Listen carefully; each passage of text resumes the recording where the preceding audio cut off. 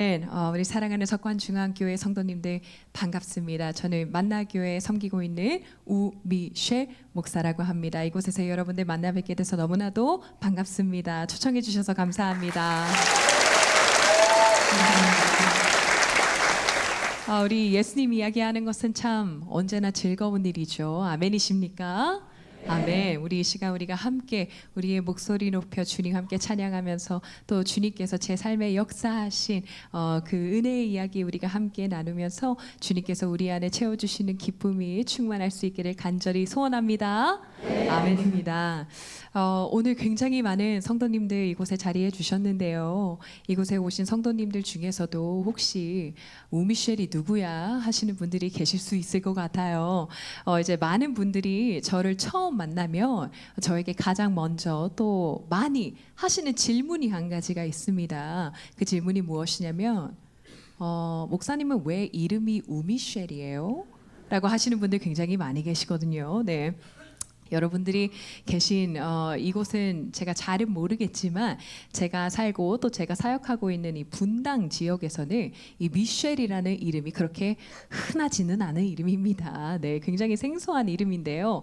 제가 그래서 저희 동네에서 식당에 밥을 먹으러 갔다가 웨이팅을 해야 하거나 아니면 세탁소에 세탁물을 맡기러 가거나 할 때마다 이제 사장님들에게 제 이름을 말씀을 드려야 하잖아요. 그래서 미셸입니다 라고 말씀을 드리면은 이제 10분 중에 10분을 잘 못 알아들으십니다. 그래서 부연 설명을 항상 드려야 하는데 네, 영어 이름 맞고요. 시옷에 이 리을 받침 하시면 됩니다 라고 말씀을 드리는데 이제 매번 그렇게 하기가 너무 번거롭기도 하고 그래도 잘 못 알아들으시고 해서 저는 사실 분당에서 제가 가명으로 살아가고 있어요. 제 이름은 우미자입니다.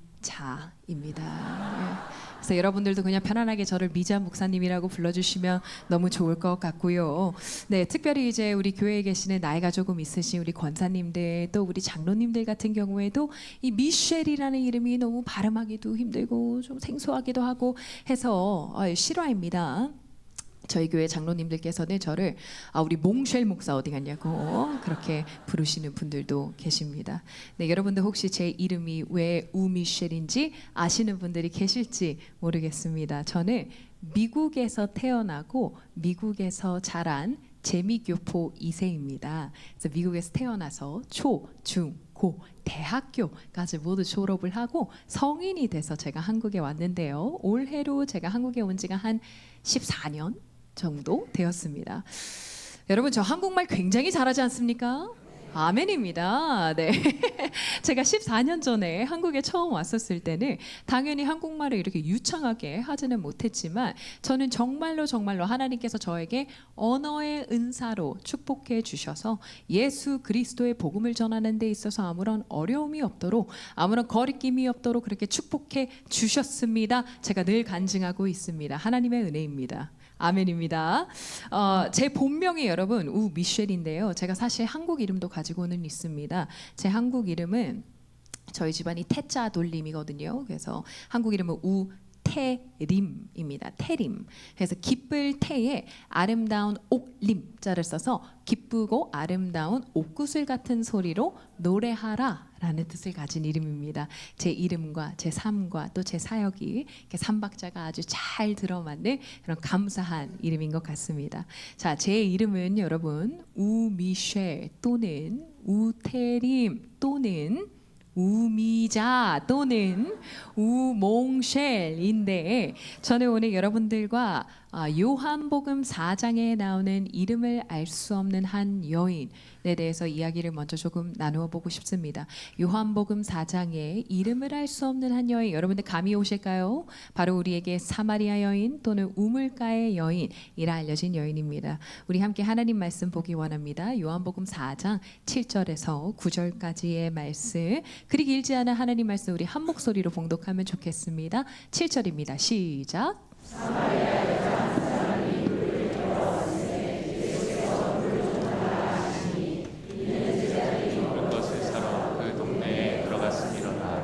사마리아 여자가 이르되 당신은 유대인으로서 어찌하여 사마리아 여인인 나에게 물을 달라 하나이까 하니 이는 유대인이 사마리아인과 상종하지 아니하니라. 아멘.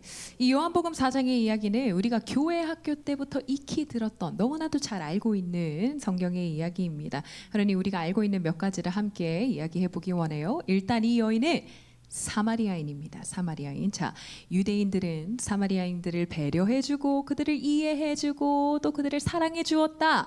아니면 그들을 상종하지 않았다. 어느 쪽입니까? 그들을 상종하지 않았다. 그렇죠. 그 이유를 아주 간략하게 말씀을 드리자면은 이제 사마리아는 원래 북이스라엘에 위치한 지역이었는데 이제 북이스라엘이 아수르에 의해서 멸망당하게 되면서 아수르가 민족 혼합 정책이라는 것을 펼치게 됩니다. 이 민족 혼합 정책이 무엇이냐 하면 아수르 사람들을 그곳 사마리아 지역으로 모두 이주시켜서 그곳에 살고 있는 사람들과 통혼 결혼시키는 것입니다. 그러니 그곳에 살고 있던 사람들은 어쩔 수 없이 살아남기 위해서 이방인들과 혼인을 택해야만 했던 사람들이 굉장히 많았겠죠. 그러니 유대인들의 생각으로, 유대인들의 시각으로 이들을 바라보았을 때는 저 사마리아인들은 유대인의 순수 혈통을 지키지 못한 아수르의 더러운 피가 섞인 이방인, 어떻게 보면 이방인보다도 못한 부정한 자들, 그냥 그렇게 그들을 평생을 개취급하면서 살아갑니다. 이 사마리아 여인은요, 그녀가 태어났을 때부터, 어렸을 때부터 그냥 사마리아인이라는 이유만으로, 또 거기에 여자라는 이유로 평생을 멸시와 천대를 받으면서 정서적으로 학대를 받으면서 살아온 여인입니다. 그리고 여러분 오늘 본문을 쭉 읽어보시면 아시겠지만요, 이 여인은 이미 남편이 5이나 있었고 현재 6번째 동거남과 살고 있다라고 기록이 되어 있죠. 자, 2025년도를 살아가는 우리 주변에 5번째 이혼 소송을 마치고 6번째 재혼을 앞두고 있는 사람을 우리가 어디 만나보기가 쉽던가요? 연예인들도 그런 삶을 살지는 않습니다. 그렇기 때문에 뭔가 이 현대적인 시선으로 바라보았을 때도 노멀한 삶을 살고 있지 않은 이 여인, 그렇게 아웃사이더로만 이루어진 그 사마리아 공동체 안에서도 이 여인은 제일 가는 아싸, 제일 가는 외톨이, 제일 가는 왕따인 것입니다. 다른 여인들 아무하고도 어울리지 못하고 아무도 다니지 않는 낮 12시 가장 뜨거울 때에 편도 2km가 넘는 그 먼 거리를 홀로 그 물 항아리를 머리에 이고서 물을 기르러 다니는 여인입니다. 아무도 상종해주지 않는 이 여인, 어떻게 보면은 인생의 패배자라고 할까요? 남자나 바꿔가며 살아가는 문란한 여인이라는 낙인이 찍힌 채 살아가는 여인입니다. 그런데 이런 비참한 삶을 살아가는 이 여인을요, 오늘 우리 예수님께서 친히 찾아가 만나주십니다. 어디 길을 걷다가 어디를 가는 도중에 그냥 우연히 마주친 것이 아니고 이 여인을 기억해 주시고 이 여인을 택하여 주시고 이 여인이 있는 곳으로 발걸음하셔서 이 여인을 찾아가 만나 주신 것입니다. 아무런 구원받을 자격도 없고 조건도 없고 예수님을 알지도 못하고 예수님을 찾지도 않았고 예수님을 원치도 않았던 이 여인에게 친히 찾아가셔서 구원을 베풀어 주시는 하나님 아버지를 오늘 우리가 만나뵐 수 있다라는 것이죠. 할렐루야입니다. 이곳에 굉장히 많은 성도님들 오셨습니다. 이곳에 오신 여러분들 또 저 포함해서 그 우리들 중에서 그 어느 누가 그 어떠한 자격이 있어서 나는 오늘 무슨 엄청난 자격이 있어서 오늘 이 자리에 내가 한 자리 차지하고 앉아 있을 수 있다라고 자신 있게 이야기할 수 있는 사람이 과연 누가 있겠습니까? 우리 모두도 하나님께서 우리 한 사람 한 사람을 불러주시고 이곳 거룩한 성전으로 복된 주일날 주님께서 우리의 발걸음을 이곳으로 인도하여 주셨기 때문에 오늘 우리가 이 자리에 앉아 있는 줄로 믿습니다. 아멘이십니까? 아멘. 그래서 이 시간 죄인 중에 죄인, 정말 괴수 중에 괴수인 저 우미쉘, 우테림, 우미자에게 찾아오신 그 하나님의 사랑, 하나님의 은혜 이야기를 여러분들과 함께 나누어 보면 참 좋을 것 같은데요. 여러분들 어떻게 좀 기대가 되시나요? 아멘입니다. 아까 목사님께서 저를 소개해 주실 때 제가 만나교회에서 청년부를 섬기고 있다고 목사님께서 그렇게 저를 소개해 주셨습니다. 그래서 저는 지금 만나교회에서 현재 청년부로 이제 우리 청년들을 섬기고 있는데 제가 이제 외부 사역을 나갈 일이 있으면은 사실 제가 주일에는 잘 움직이지 않습니다. 왜냐면은 저희 청년부 예배 시작이 오후 2시 반이기도 하고 그리고 이제 제가 모든 외부 사역에 다 갈 수는 없기 때문에 이제 거의 청년 집회 위주로만 제가 이렇게 좀 다니고 있거든요. 그런데 오늘 이 석관중앙교회에서 저희가 3040 이렇게 무슨 집회를 하는데 우리 젊은 부부들 함께 오셔가지고 함께 하나님 예배하고 좀 특별한 집회를 드리려고 합니다. 해서 이제 저도 그 세대이기 때문에 그러면은 이제 그분들과 함께 하나님 예배하러 그러면 뭐 청년들도 함께 오겠죠. 청소년들도 좀 오겠죠 하면서 이제 우리 석관동에 있는 우리 젊은 부부와 또 우리 청년들을 만나뵐 생각에 제가 굉장히 기대하는 마음으로 오늘 여기에 왔거든요.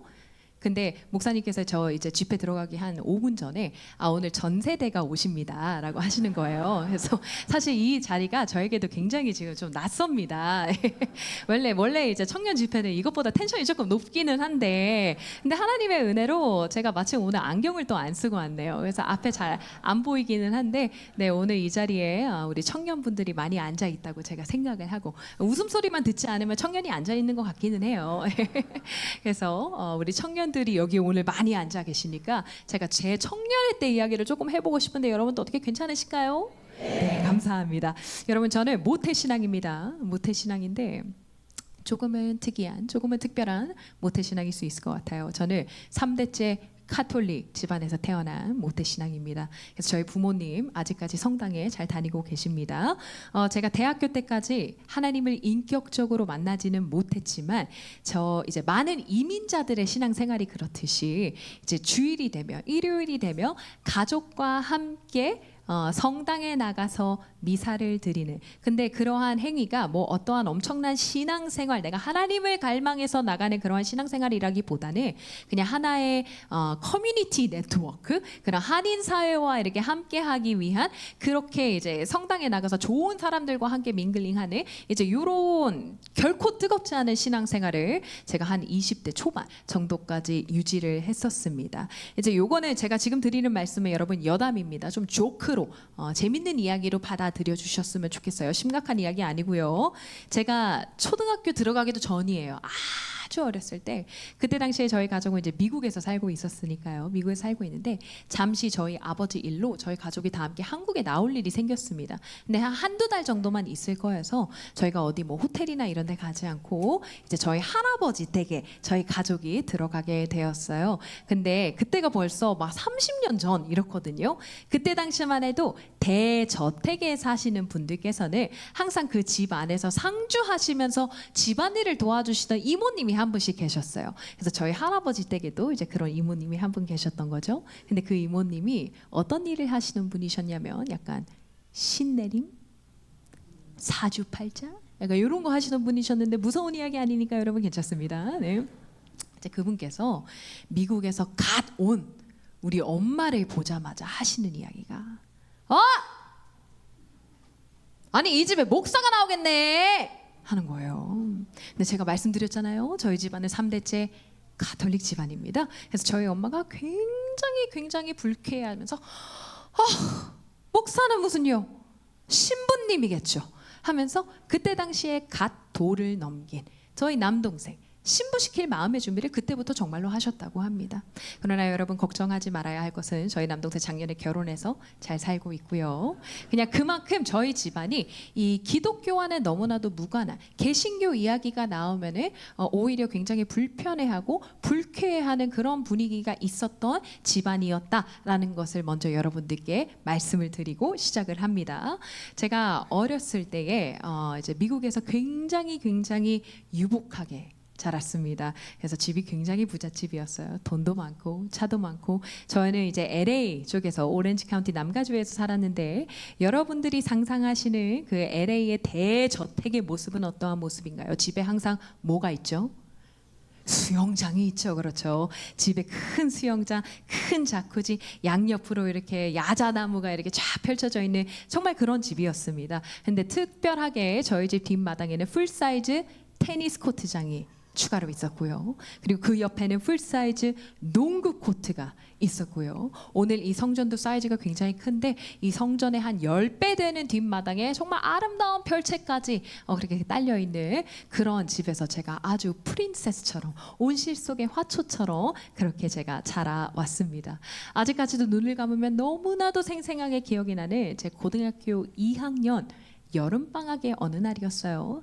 이제 여름방학이니까 이제 뭐 늘 그렇듯이 늦지막히 일어나서 이제 친구들을 만나러 나가려고 준비를 하고 있었죠. 씻고. 근데 제 화장실에 작은 창문이 이렇게 딸려 있는데 그 창문 밖을 내다보면은 집 앞에 가라지 이렇게 큰 길이 보이는 그러한 형태의 집입니다. 그래서 제가 준비를 하면서 그냥 평상시와 마찬가지로 창문 밖을 이렇게 내다봤는데 집 앞에 웬 경찰차가 와 있는 겁니다. 근데 지금 대낮이에요. 대낮인데 경찰들이 무슨 일이 있어서 우리 집에 왔을까 하면서 정말로 아무런 의심 없이 그냥 단순한 호기심에 제가 그냥 집 밑으로 이렇게 내려가 보았어요. 내려가 보니까 경찰관 두 분과 이제 키스미스라 그러죠. 열쇠 수리공 한 분이 저희 집 현관문을 따고 있었습니다. 그리고 경찰이 하는 이야기가 이제 모두 나가 주십시오. 이제부터 이 집은 경매로 넘어갑니다. 그렇게 고등학교 2학년 여름방학의 어느 날 저희 집이 망했습니다. 근데 망했다라는 말로는 뭐 어떻게 표현이 좀 불가할 정도로 저희 집은 이제 그때부터 180도 다른 삶의 모습을 살아가게 되죠. 미국에서는 만 16세가 되면 운전 면허증을 취득을 할 수가 있어요. 그래서 제가 아마 그때 당시에 운전 면허증을 취득을 한 지가 한 몇 주가 안 됐던 그럴 때였던 것 같아요. 그래서 아빠가 막 뭐 일을 좀 수습을 해보시겠다고 막 경찰들이랑 실랑이를 벌이고 있을 때 제가 그냥 아빠 차키를 이렇게 탁 잡아다가 옆에 엄마를 태우고 뒤에 어린 두 동생들을 태우고 제가 집 앞에 카페로 운전을 뻥 해서 이렇게 피신을 갔습니다. 그래서 그 카페 앞에 테라스에 앉아서 엄마는 그냥 하염없이 울고 계시고 저와 제 어린 두 동생들을 앞으로 이것이 의미하는 것이 무엇일까라는 그 큰 혼란 속에서 그냥 해가 질 때까지 그렇게 테라스 앞에 앉아 있었어요.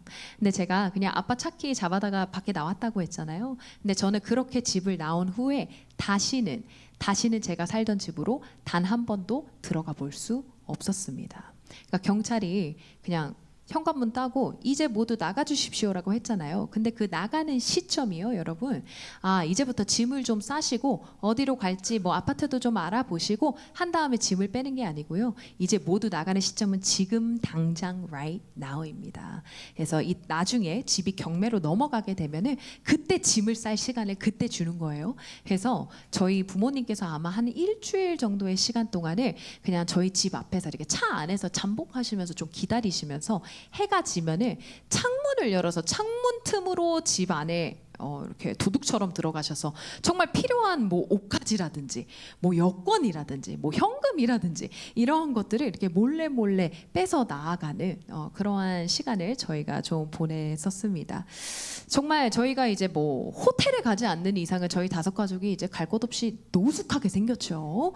그러나 하나님께서 저희 가정에게 이미 예비하신 크신 은혜와 정말 베풀어 주신 기적 같은 일들이 너무 많아서 그 하나님의 은혜를 하나하나 여러분들과 다 이야기를 하자면은 저희가 뭐 주일에 한 번 만나서 이게 될 일입니까? 우리가 10년 동안은 매일 만나서 하나님 이야기 함께 나누고 주님의 은혜 나눠야지만 우리가 그것을 조금이라도 알 수 있을까요? 그래서 정말 어찌 하나님의 크신 은혜로 기적 같은 은혜로 저희 가족이 들어갈 수 있는 투베드룸 아파트 하나가 마련되어지고 저는 고3 수험생이 됩니다. 네, 여기 계신 분들 중에서 제가 대학교 때 뭘 전공했는지 아시는 분들이 혹시 계실지 모르겠어요. 제가 이렇게 앞에서 뭐 찬양하고 하니까 뭐 성악을 전공하셨어요? 노래 전공하셨어요? 하시는 분들도 계시고 제가 목사니까 신학교를 가셨나요? 하시는 분들도 계시지만 저는 사실 클래식 피아노를 전공했습니다. 음대를 나왔는데 그 음대를 나왔다, 피아노를 전공했다라는 말이 내포하고 있는 의미가 있어요. 그 의미가 무엇이냐면 저의 진로는 아주 어렸을 때부터 정해져 있었다라는 말이겠죠. 왜냐면 제가 그냥 고등학교 3학년 어느 날 나는 음대를 가야겠다 하면서 그 다음날 오디션을 치를 수는 없는 일이잖아요. 그래서 제가 중학교 때부터 저기 동부에 있는 한 학교를 목표로 삼고 제가 아주 열심히 레슨을 받으면서 이제 대학 입시를 준비하고 있었던 거죠. 그래서 이제 제가 고3이 돼서 입시를 치르러 가야 하는데 문제가 생겼습니다. 저희 부모님께서 제가 뉴욕으로 날아갈 수 있는 비행기 티켓팅을 해주시지 못하셨어요. 그리고 제가 만약에 그곳에 가서 오디션을 아주 잘 치러서 학교에 들어갔다 할지라도 당연히 그 비싼 사립대에 투이션을 부모님께서 등록금을 대주실 수 없었고 뉴욕에서 살아갈 수 있는 생활비를 뭐 부모님께서 어떻게 도와주실 수 없었기 때문에 저는 그냥 그 작은 아파트에서 부모님과 함께 살아가면서 그냥 집에서 가장 가까운 그리고 등록금이 상대적으로 저렴한 캘리포니아 주립대에 있는 음대 아무 곳이나 솔직히 주변에 뭐가 있는지도 몰랐어요. 왜냐면 그 학교들은 저의 옵션이 아니었던 학교들이었기 때문에 그냥 오디션 날짜가 가장 빠르게 잡히는 학교 하나로 오디션을 급하게 보고 제가 그냥 그 학교로 좀 억지로 대학을 진학을 하게 됩니다. 저는 어렸을 때부터요. 돈이 없어서 무언가를 할 수 없어라는 개념을 모르고 살았던 것 같아요. 그러니까 내가 하고 싶은 게 있으면은 시간의 문제인 거지 언제나 할 수 있는 거고 내가 사고 싶은 게 있으면 갖고 싶은 게 있으면은 당연히 살 수 있는 거고 내가 배우고 싶은 게 있으면 당연히 최고의 선생님들에게 그 배움의 기회를 제공받으면서 살아왔던 그런 사람인데 제가 지금 처음으로 태어나서 처음으로 돈이 없어서 대학 진학에 실패를 하는 이러한 지금 어처구니 없는 그 어린 당시 저에게는 굉장히 그런 상실의 벽에 부딪히게 되었던 거죠.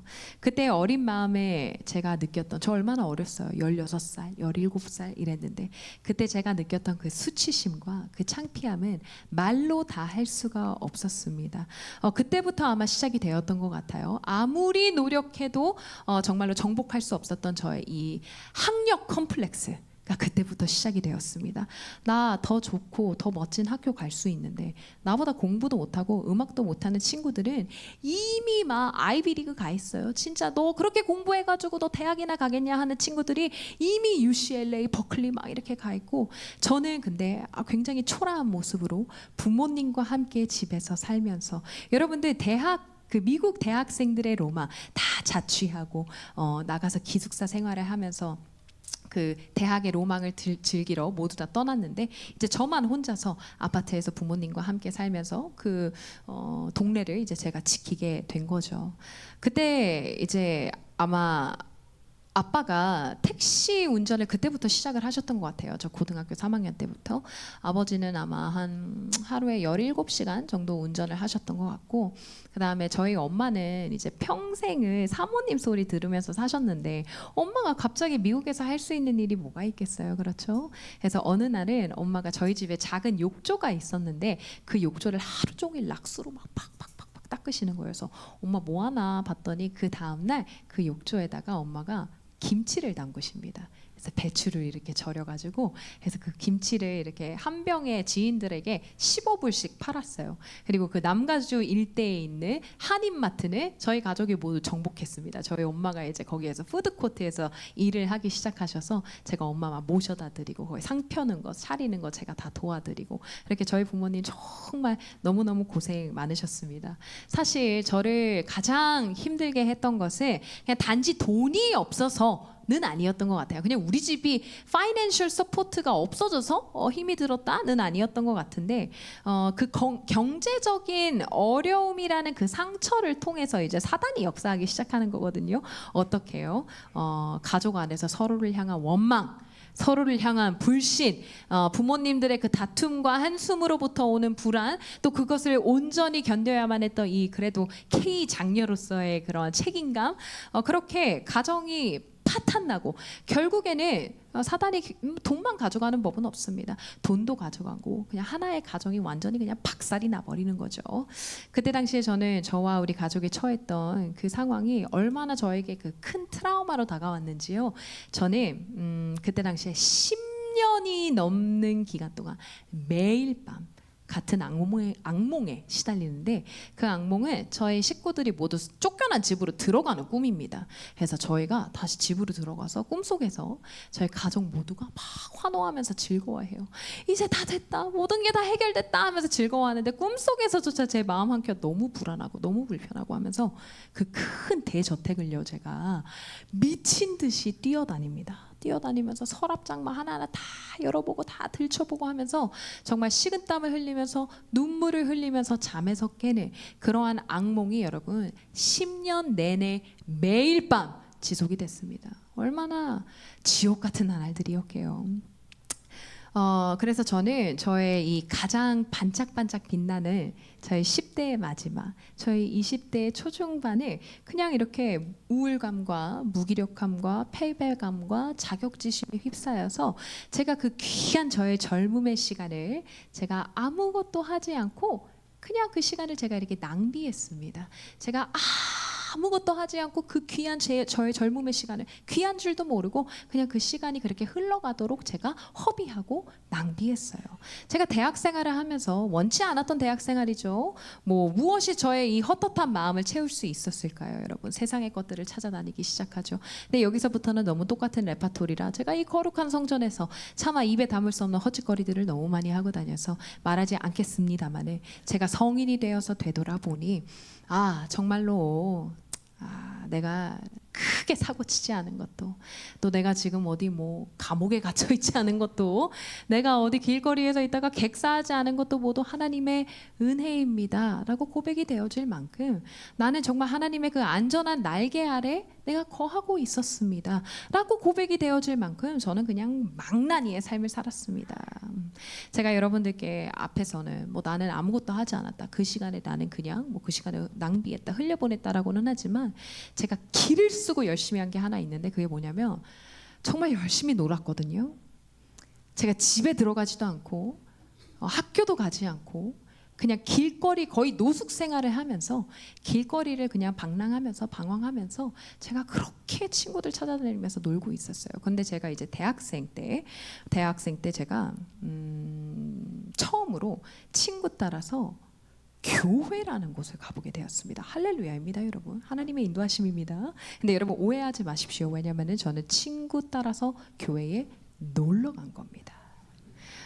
제가 그때 당시에 막 노래하는 거에 좀 관심이 생기고 그랬는데, 그때는 성당에서는요 노래하는 게 다 이렇게 성가복을 입고 파이프 오르간에 맞춰서 그레고리안 찬트를 부르면서 미사를 드리고 있었을 때예요. 근데 제 친구가 야, 교회에 한 번만 와봐. 교회 오면은 뭐 CCM도 있고 밴드도 있고 무슨 동아리도 있고 뭐도 있고 엄청나게 뭐가 많아. 그러니까 교회에 한 번만 놀러 와봐 하는 거죠. 그래서 알겠다.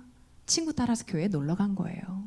근데 이제 와서 보니까 이제 시간이 좀 많이 지나서 알았는데, 그때가 이제 새생명 전도 축제 기간이었던 거죠. 그래서 친구가 저한테 뭐 한 거예요, 여러분? 전도한 거예요. 네, 여러분 전도의 중요성이 여기에 있습니다. 제가 친구 따라서 교회에 놀러 갔다가 목사까지 된 사람이에요. 네. 여러분들 지인분들 전도하시는 거 주님께서 우리에게 맡겨주신 너무나도 귀한 사명입니다. 그래서 여러분들 그리스도의 복음 선포하는 거, 그 복음을 전하는 거 너무나도 귀하고 또 중요한 일이죠. 그러나 여러분들 전도하시기 전에, 그 복음 전하기 전에 여러분들 친구 손 붙잡고 교회로 놀러 오게 되시기를 주님의 이름으로 축복합니다. 아멘. 그래서 제가 처음 이제 교회라는 곳에 가서 처음 예배라는 것을 드리면서 처음 하나님 말씀이라는 것을 듣게 됩니다. 근데 그때 당시에 제가 그 들었던 하나님 말씀이 어떠한 내용의 말씀이었는지는 제가 잘 기억이 나지는 않아요. 그러나 아직도 눈을 감으면 너무나도 생생하게 기억이 남는 것은 그 말씀을 듣고 있는 저의 마음이요, 여러분. 막 쿵쾅 막 요동치기 시작합니다. 그 말씀이 얼마나 강력하게 제 귀에 이렇게 칵칵 꽂히는지요. 저는 그때 저의 이 요동치던 마음을 제가 아직까지도 잊을 수가 없어요. 너무 재밌지 않나요? 왜냐면은 저는 단 한 번도 제 인생에서 제 의지를 가지고 단 한 번도 성경책을 펴본 적이 없던 사람이에요. 저는 하나님 말씀을 모르던 사람이었습니다. 그럼에도 불구하고 주님의 말씀을 제가 듣고 있는데 이거 너무 좀 재밌는데? 다음 이야기가 너무 궁금한데? 조금만 더 들어보고 싶은데? 라는 그런 마음을 성령 하나님께서 제 마음속에 심겨 주신 거겠죠. 그렇게 성령 하나님의 인도하심을 따라서 천천히 그냥 매주 교회에 참여하게 되면서 참석하게 되면서 뭐 친구들 만나러, 동아리 활동하러, 뭐 예배 드리러, 뭐 밴드 연습하러 이렇게 매주 제가 교회에 오게 되면서 하나님 말씀이 아주 조금씩 제 마음밭에 심겨주게 됩니다. 그리고 어느 날 정말 생각지도 못한 어느 날이었어요. 예수님께서 저를 찾아와 만나 주셨습니다. 그리고 저에게 들려주신 하나님의 음성이 있는데요. 그 음성은 제가 여태까지 세상에서 들어왔던 그 어떠한 음성과도 너무나도 결이 다른 그러한 음성이었어요. 여러분, 우리가 아까 함께 이야기 나누었던 이 사마리아 여인은요, 평생을 멸시와 천대를 받으면서 살아왔다고 했잖아요. 그러니까 이 여인은 아무도 만나고 싶지 않아서 대인 기피증이 걸린 사람이에요. 아무도 만나고 싶지 않아서 낮 12시, 여러분 중동의 날씨 낮 12시는 사람이 다닐 만한 날씨입니까? 그렇지 않습니다. 잘못 나갔다가는 죽을 수도 있는 그런 날씨예요. 그럼에도 나는 오늘 아무도 마주치지 않을 거야. 이 마음 하나 가지고 지금 낮 12시에 물을 기르러 나오고 있는 여인이에요. 그래서 정말 엄청나게 힘겹게 우물가로 가고 있는데 저기 멀리서 보니까 우물가 옆에 웬 낯선 남자가 서 있는 거예요. 그것도 유대인 남자. 여러분, 이 여인의 마음을 조금 한번 헤아려 보시기 바랍니다. 지금 아무도 만나고 싶지 않아서, 아무도 마주치고 싶지 않아서 온갖 고생을 하면서 이 길을 왔는데 저기에 지금 우리 민족을 핍박하고 우리를 못 살게 구는 유대인 남자가 서 있다니까요. 이 여인의 마음이 어땠을까요? 망했다. 나 오늘 잘못 걸렸다 라고 하지 않았을까요? 그러나 이 여인은 집으로 돌아갈 수는 없습니다. 너무나도 힘겹게 이 길을 왔기 때문에 일단은 물을 길어서 집으로 돌아가기는 해야 합니다. 그래서 이 여인은 이제 멀리서부터 마음의 준비를 하기 시작했을 거예요. 어떠한 마음의 준비입니까?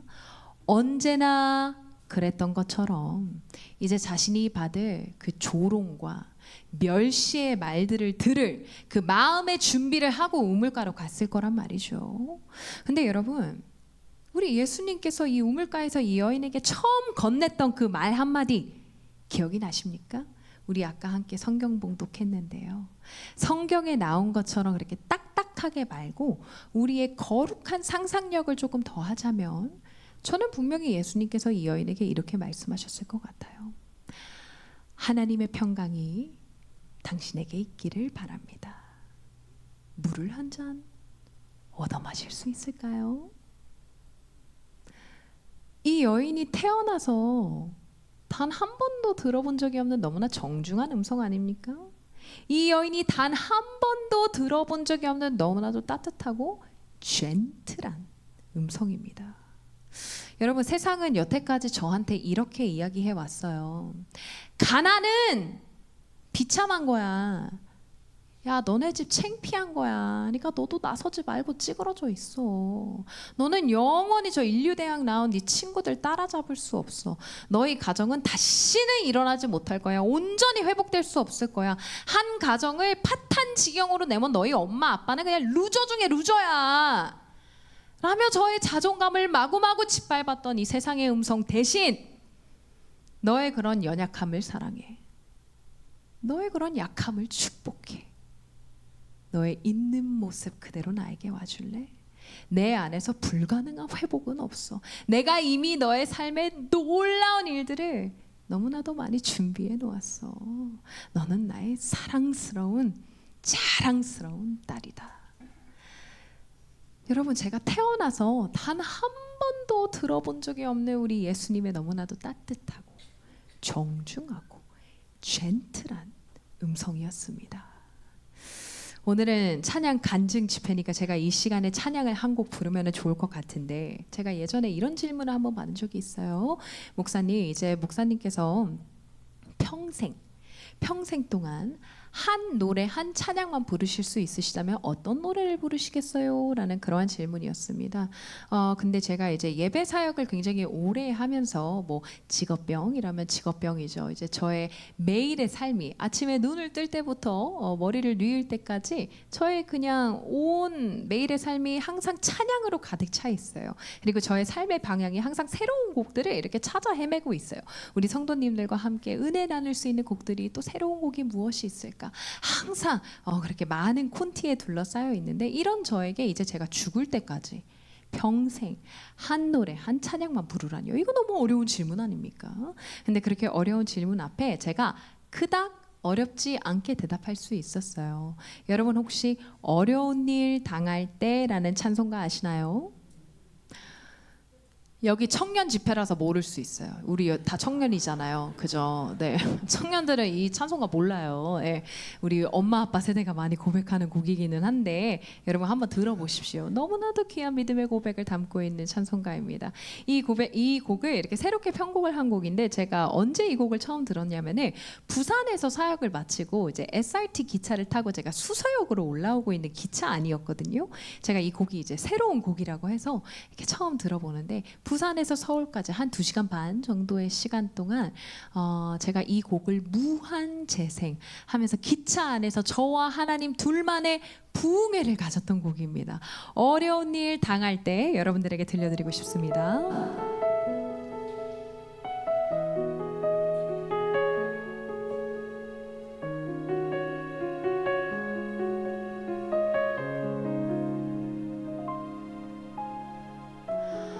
어려운 일 당할 때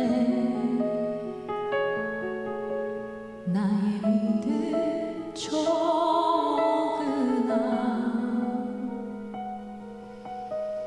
의지하는 내 주를 더욱 의지합니다. 성령께서 내 마음 밝히 비춰주시니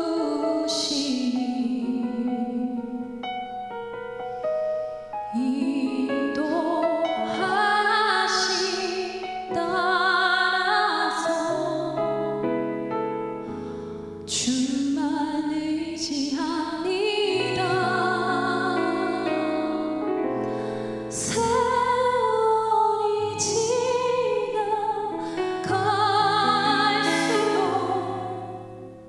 의지할 것은 예수뿐이세.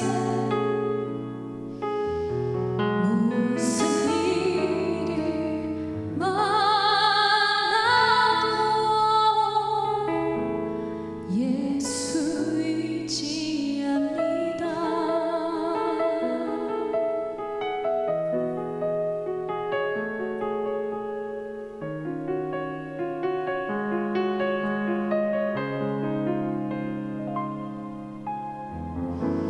밝을 때의 노래와 어두울 때의 기도로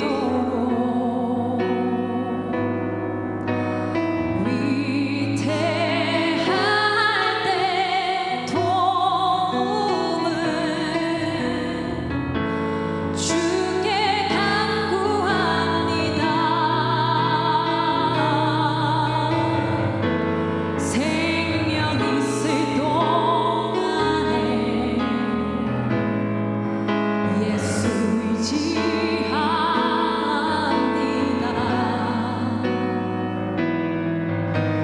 천국 올라가도록 의지할 것뿐일세. 세월이 지나갈수록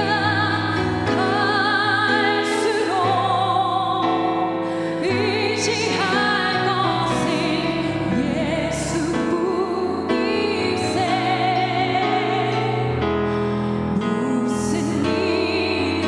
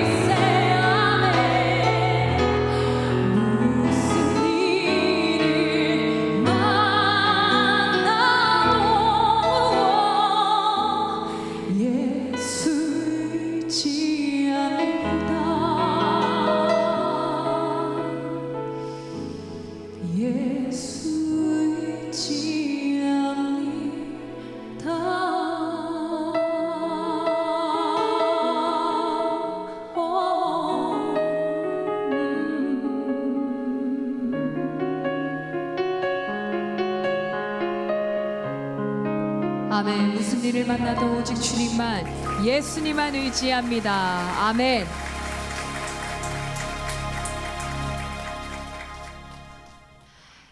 저의 찬양 영상을 그래도 한두 번이라도 보셨던 분들이라면은 이미 알고 계신 분들이 많이 계실 것 같습니다. 제 왼쪽 손목에는 작은 타투가 하나가 있어요. 그런데 이 타투는 제가 이제 아까 말씀드렸던 그 망나니의 생활을 하고 살아갈 때에 이제 생각이라는 것을 하고 살지 않을 때에 그때 제가 이제 미국에서 아주 어렸을 때 하고 온 것인데 제가 막 이 타투를 뭐 레이저로 지워야 되겠다, 뭐 가려야 하겠다라는 그러한 생각은 제가 굳이 이렇게 심각하게 해본 적은 없는 것 같습니다. 대한민국에서 사역하기 전까지는 말이에요. 네.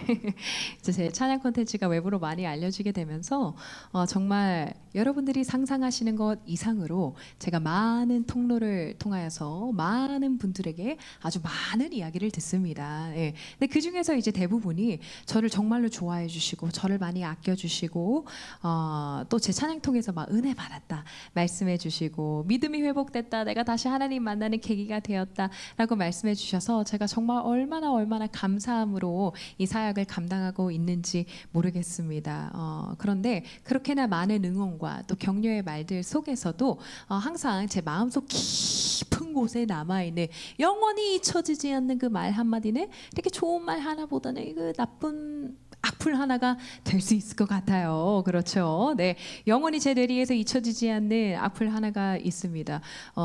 제 조회수가 굉장히 많이 나온 찬양 동영상에 달려 있는 댓글이었어요. 뭐라고 쓰여져 있었냐면은, 여러분 궁금하세요? 궁금하신가요? 네. 뭐라고 쓰여져 있었냐면, 너는 반말로 시작해야 됩니다. 네. 너는 악한 세대를 일으키는 현대판 이세벨이다. 이런 반응 괜찮습니다. 왜냐하면 여러분들은 이세벨이 누군지 모르기 때문이죠. 네. 제가 예전에 모 교회에 집회를 갔다가 이제 평일 오전 집회였습니다. 평일 오전 집회의 특성상 이제 우리 어머니 권사님, 어머니 집사님들이 굉장히 많이 계신 집회이죠. 네, 교회가 굉장히 컸습니다. 그리고 우리 성도님들 굉장히 많이 오셨는데 그때 제가 집회 인도를 하면서 똑같이 뭐 너는 뭐 현대판 이세벨이다라고 하니까 우리 어머니들 다 함께 아멘 하시는 거예요. 우리가 이세벨이 누군지는 모르겠지만 지금 아멘할 타이밍이 아니라는 것을 이렇게 눈치로 조금 알 수 있겠죠. 네, 여러분 이세벨이 누구인가요? 이름이 예뻐서 예쁜 사람인가요? 이스라엘 왕 아합의 아내이죠. 그렇죠. 이스라엘 내에 우상 숭배를 퍼뜨리고 바알단도 세우고 신상도 세우고 하나님의 사람들을 잡아다가 죽이고 못살게 굴고 훗날 아주 비참한 종말을 맞이하게 되는 성경 속의 악녀 중에 악녀입니다. 그녀의 이름이 뭐라고요? 이세벨.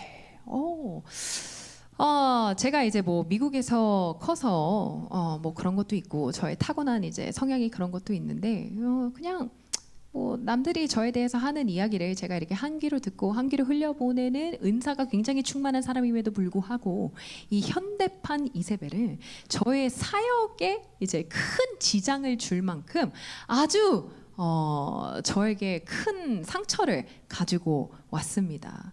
아니 좀 하나님 일 좀 열심히 해보려고 하는 이 젊은 목회자한테 왜 그러실까?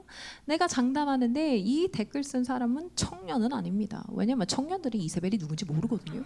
그래서 예로 들 수가 없어요. 그래서 이세벨의 이야기를 할 정도면은 정말로 그래도 1년에 성경 1독은 하시는 교회에서 충책을 받고 계시는 우리 믿음의 선배님들 같은데 도대체 나한테 왜들 이러실까 하면서 제가 굉장히 무거운 마음으로 이 사역에 대해서 이 사역 앞에서 제가 마음이 심하게 흔들렸던 그러한 때가 있었습니다. 그러나 여러분 저는 저의 왼쪽 손목을 보면서 저를 찾아오신 하나님을 제가 기억합니다. 이것은 자랑이 아니죠. 이것은 저의 수치이고 저의 연약함입니다. 예전에 제가 이런 이야기를 한번 한 적이 있어요. 하나님께서 아마 아무런 연고도 없는 한국으로 그 미국에서 잘 살고 있는 나를 그냥 한국으로 갑자기 띡하니 보내신 이유는 너 그냥 한국에서 하나님만 바라보면서 다른 거 보지 말고 다른 거 신경 쓰지 말고 너 그냥 아무도 모르는 곳에 가서 하나님 일만 하면서 살아 하면서 나를 한국으로 보내주신 것 같다라고 이야기는 한 적이 있지만요. 사실 우리가 살아가고 있는 이 시대는 이제 미디어 콘텐츠, 온라인 콘텐츠가 너무나도 발달한 시대이기 때문에 누구든지 어디서든지 뭐 언제든지 자기가 보고 싶은 온라인 콘텐츠는 손 안에서 볼 수 있는 그런 시대를 살아가고 있지 않습니까? 그래서 지금 이 석관중앙교회 집회가 지금 유튜브로 스트리밍이 되고 있는지 아닌지는 제가 잘은 모르겠지만 만약에 미국에 있는 저의 지인들 또는 지금 연락을 하지 않는 저의 옛 친구들이 만약 지금 저의 이런 모습을 뭐 유튜브에 어떤 알고리즘 때문에 이게 떴어. 그래서 클릭을 해봤더니 우미셸이 나와서 지금 찬양하고 하나님 말씀 전하고 성도님들 앞에서 막 주님의 복음을 선포하고 막 이러고 있어요. 그러면은 그 친구들이 이거를 보면서 무슨 이야기를 할지는 어떻게 생각할지는 저는 사실 자신이 없습니다. 야 대박. 야 우미셸 목사 됐대. 감리교 거기 어디야? 이단이야? 우미셸한테 안수를 주게. 충분히 그럴 수 있을 것 같아요. 왜냐하면 저도 저를 찾아오신 하나님께 제가 정말 수도 없이 했던 질문입니다. 하나님, 저도 하나님 일할 수 있나요? 저 같은 것도 쓰임 받을 수 있나요? 그러면 그때부터 사단이 끊임없이 저에게 속삭입니다. 너는 안 돼. 야 다른 사람 다 되는데 너는 진짜 안 돼. 너 미국에 있는 네 친구들이 너 사진 한 장이라도 올려봐라. 너 그거 하나님 얼굴에 먹칠하는 거야. 너는 진짜 고쳐서도 못 써. 하지마. 너는 못해. 넌 안 돼. 그러나 여러분, 하나님의 은혜입니다. 이 쓸데없는 자를 구속하시고 사랑하시는 하나님의 은혜입니다. 자격 없는 자를 세워주시고 하나님 사랑을 노래하게 하시고 주님의 그 은혜를 흘려보낼 수 있는 귀한 통로로 세워주시는 우리 하나님의 크신 은혜입니다. 여러분 우리가 복음서를 읽어 내려갈 때요. 사복음서를 읽을 때 예수님께서 내가 하나님의 아들이야. 내가 너희가 기다리는 메시아라고 말씀해 주시는 경우가 거의 없잖아요. 그런데 이 사마리아 여인에게만큼은요. 내가 그다. 내가 너희가 기다리는 메시아야 라고 말씀해 주시거든요. 도대체 이 여인은 어떠한 자격으로 이렇게 놀라운 은혜를 입을 수 있었던 걸까요, 여러분? 어떠한 자격이요? 자격? 없습니다. 조건 따위 갖추고 있지 않습니다. 예수님을 알지도 못했고 예수님을 필요로 하지도 않았고 예수님을 원치도 않았던 사람이에요. 그럼에도 불구하고 예수님께서 이 여인을 먼저 찾아가 주시고 기다려 주시고 만나 주시고 구원을 베풀어 주십니다. 여러분 이것이 하나님의 은혜 아닙니까? 복음서에서 예수님을 만났던 사람들 또는 구약에서 하나님의 부르심을 받은 사람들은 하나님을 만난 전후가 확연하게 구별되는 변화를 모두가 겪게 되어 있거든요. 그런데 이러한 변화는요, 뭐 내가 하나님께 은혜 받아서 이 변화가 내가 나의 신앙이 점차적으로 이렇게 성숙되어지면서 뭐 10년 후에나 20년 후에 이렇게 고백되어지는 그런 깊은 간증의 고백 이런 거 말고 이 변화는 굉장히 즉각적인 변화입니다. 내 주변에 있는 모든 사람들이 다 알아차릴 수 있는 그러한 변화를 이야기하는 것입니다. 자, 믿음의 조상 아브라함의 스토리의 시작은요. 하나님과의 만남, 하나님의 부르심으로부터 그의 변화가 바로 시작이 됩니다. 처가살이를 하면서 양이나 치던 모세의 삶이 이스라엘 백성들을 이끄는 위대한 지도자의 삶으로서 바뀐 것은 떨기나무 가운데에 불꽃으로 오신 하나님을 만남으로부터 시작이 됩니다. 베드로의 삶은 매일 내가 어디를 가면 물고기를 더 많이 잡을 수 있을까? 한낱 어부로서의 삶을 살아가던 그가 주님을 만남으로써 그의 삶이 변화되죠. 잠시 예수님을 떠났지만 다시 한번 예수님을 만남으로써 그의 삶 역시 다시 한번 새로워지는 경험을 하게 되는 것입니다. 바울 역시 마찬가지입니다. 비방자요, 폭행자였던 바울이 다메섹에서 주님을 만나고 변화되어서 온 세상을 변화시키는 이방인의 사도, 복음의 전파자가 됩니다. 여러분 이 모든 이들은요, 먼저 먼저 하나님께서 그들을 찾아오셨으며 찾아오신 하나님을 만남으로써 그들의 인격과 그들의 믿음과 그들의 삶이 변화된 것입니다. 여러분, 제가 너무 좋아하는 페이지 처치 목사님 글 중에서 이런 글이 있어요. 제가 너무 좋아서 조금 읽어드리겠습니다. 잘 들어보시기 바랍니다. 그대로 사랑하시지만 그대로 두진 않으신다. 약하고 악하고 죄 많고 의 없고 교만과 욕심 많고 사랑과 믿음 없는 그 모습 그대로를 사랑하신다. 실패하고 무능하고 좌절하고 넘어지고 상처와 약점은 많고 잘남과 잘함은 없는 이 모습 이대로도 사랑하신다. 하지만 그대로 두진 않으신다. 죄로부터 고치시고 악으로부터 구하신다. 교만과 욕심과 불신이라는 죄로부터 실패와 상처와 좌절이라는 악으로부터 깨끗하게 하시고 보호하시고 건지신다. 그래서 하나님의 형상이 회복된 복된 하나님 자녀가 되게 하신다. 아멘입니다. 맞습니다. 하나님께서는 우리를 그냥 내버려 두지 아니하시고 우리를 방치하지 아니하시고 우리가 회개할 수 있도록 우리가 회복될 수 있도록 우리를 변화시켜 나아가십니다. 아멘이십니까? 이 사마리아 여인도 마찬가지거든요. 그냥 평범한 매일의 삶을 살아가던 그녀에게 예수님과의 만남 후 180도 다른 삶의 모습이 찾아옵니다. 사람을 기피하던 이 여인이 이제는 동네방네 떠들고 다니는 거예요. 메시아를 만났다는 그 벅찬 감동이 주체가 되지를 않아서 이 기쁜 소식을 널리 알리고 다니는 것입니다. 여러분, 저는 이 여인의 행동이 너무나도 이해가 가는 것이요. 여러분 혹시 MBTI라고 아시나요? MBTI 아세요? 네네네. 아주 혈액형 다음으로 굉장히 정확한 신뢰도가 굉장히 높은 그런 성격이죠. 성격 유형 테스트이죠. 네, 그래서 오늘 이곳에 굉장히 많은 성도님들 오셨는데요. 여러분들 다 오늘 저 처음 뵙죠. 여러분들이 처음 마주하시는 이 우미셸 목사의 첫 모습. 여러분들이 생각하시기에 우미셸 목사는 이 외향적이다 아니면 아이 내향적이다. 어느 쪽일 것 같아요? 이 외향적이다, 아이 내향적이다. 아이?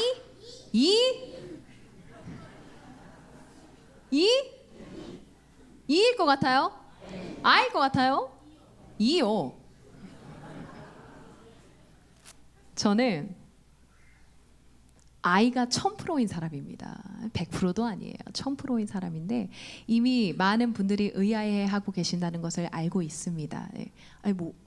아이인데 막 노래를 저렇게 한다고? 막 하시는 분들 계신 거 알고 있는데 저의 이 타고난 성향 자체가요. 저는 굉장히 내성적이고 그러니까 병적으로 쑥스러움을 좀 많이 타고 이렇게 사람들을 처음 만났을 때 처음 만나는 사람들과 대화를 이어가는 데 있어서 그냥 온 우주적 에너지가 필요한 그런 사람들이 있잖아요. 이제 그런 사람입니다. 그래서 제가 병적으로 내성적이다라는 에피소드를 하나 말씀을 드리자면은 제가 14년 전에 한국에 처음 왔을 때 이제 버스를 혼자 처음으로 타봤습니다. 근데 한국 버스는 하차벨이라는 것을 눌러야지만 하차를 할 수 있더라고요. 근데 제가 타 있던 자리에 바로 이렇게 옆에 하차벨이 있는 게 아니라 이렇게 좀 일어나서 이렇게 멀리 이렇게 해야지만 하차벨을 누를 수 있는 그런 자리였어요. 근데 그 버스에 사람이 좀 많이 타 계셨어요. 그래서 제가 제 자리에서 이렇게 일어나서 손을 뻗는 행위를 제가 제 자신을 용납을 할 수가 없어요. 그래서 결국에는 하차벨을 누르지 못하고 종점까지 갔다는 슬픈 전설이 있습니다.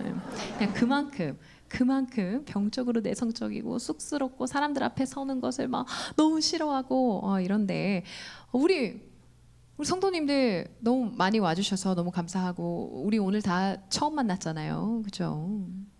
제가 얼마나 불편하겠어요. 그래서 오늘 집회 마치고서 나갈 때 인사하지 말아 주십시오. 가면 가는구나 속으로 이렇게 축복기도 한번 해주시고 그럼 너무 좋을 것 같은데 제가 여러분들에게 드리고 싶은 말씀이 있습니다. 여러분, 제가 예수님을 만난 뒤에요, 우리 예수님을 찬양하고 싶은 저의 마음이 제 성향을 뛰어넘습니다. 우리 주님을 알고 난 뒤에 우리 예수 그리스도의 복음을 전하고 선포하고 싶은 이 갈망이 제 성격을 극복하게 하는 거예요.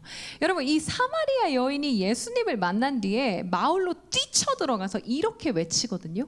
내가 행한 모든 일을 알고 있는 이 사람을 좀 와서 보세요. 내가 행한 모든 일. 그것이 무슨 일입니까? 그녀가 무슨 위대한 업적이라도 남겼습니까? 내가 행한 모든 일? 그것은 그녀의 모든 부끄러운 수치스러운 과거의 날들입니다. 사람들에게 드러나기를 원치 않아서 막 숨어만 다니던 그런 비참한 삶을 살아가던 이 여인이 이제는 모든 사람들 앞에서 당당하게 외치는 거예요. 내 삶에 부끄러웠던 과거는 있지만, 내 삶에 수치스러웠던 지난 날들은 있지만, 내 삶을 만져주시고 치유하시고 회복시켜주신 그분을 여러분들께 소개합니다. 우리가 기다리던 메시아 그리스도입니다. 할렐루야. 아멘. 저의 모습이 이 사마리아 여인의 모습과 너무 많이 오버랩이 됩니다. 제가 처음 뵌 여러분들 앞에서 저의 이 부끄러운 과거의 날들을 어떻게 뭐 청산을 하겠다, 나의 과거를 여러분들 앞에서 정당화시키겠다라고 말씀드리는 것이 절대로 아닙니다. 나는 이제 내 타투가 당당하다, 그러니까 누가 뭐래든 나는 손 들고 찬양하겠다라고 말씀드리는 것이 절대로 아닙니다. 아무도 찾아오지 않았으면, 아무에게도 들키고 싶지 않았던 저의 이 작은 우물가에서 그냥 숨어 지내며 아파하며 괴로워하던 저를 찾아오신 예수님의 그 사랑, 예수님의 그 크신 은혜를 이야기하는 것입니다. 할렐루야. 저의 이런 마음을 잘 나타내는 찬송가가 있습니다. 나의 약함은 나의 자랑이요, 나의 실패는 주님을 향한 나의 간증이 되었습니다. 우리 함께 찬양합니다.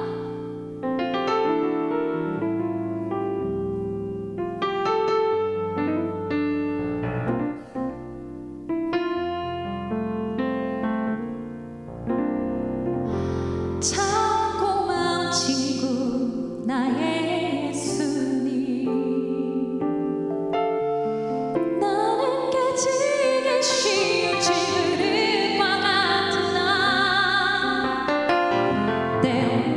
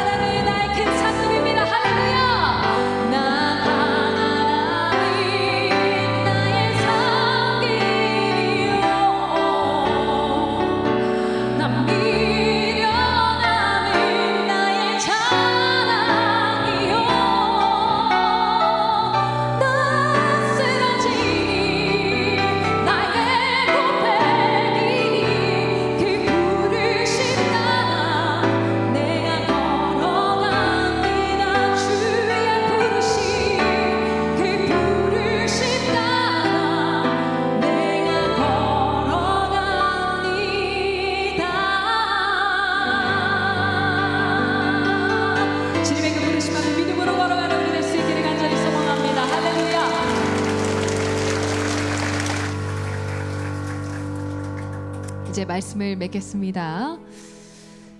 이 사마리아 여인은 알고 있었을까요?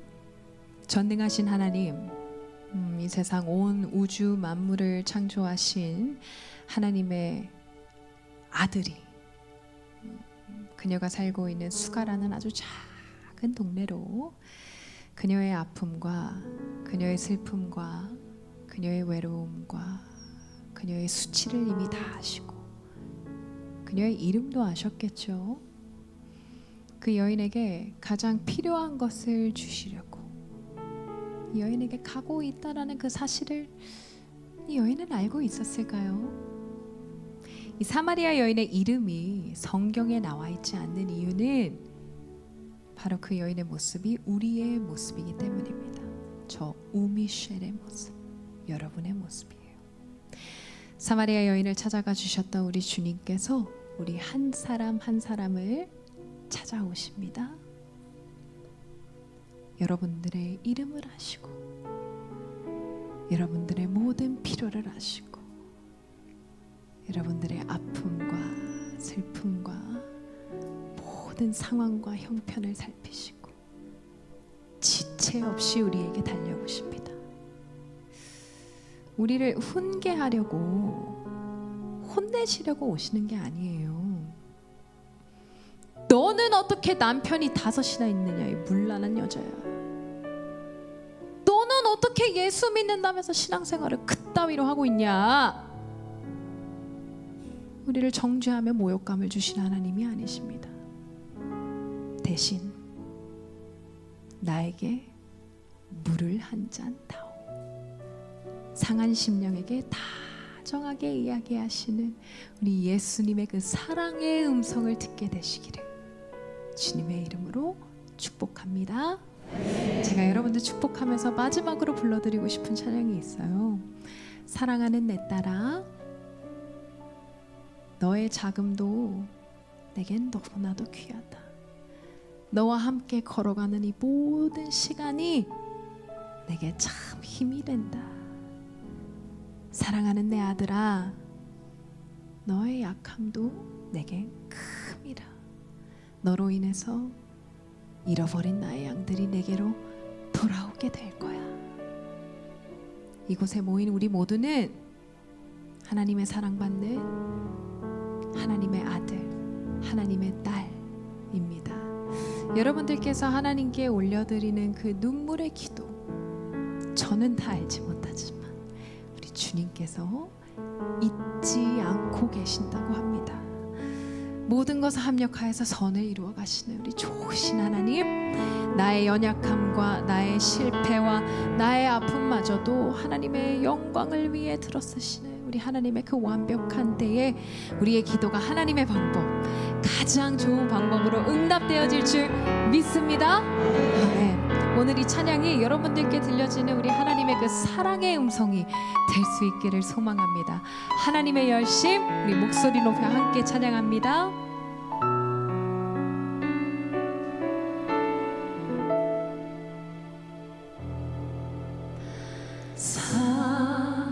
사랑하는 내 딸아,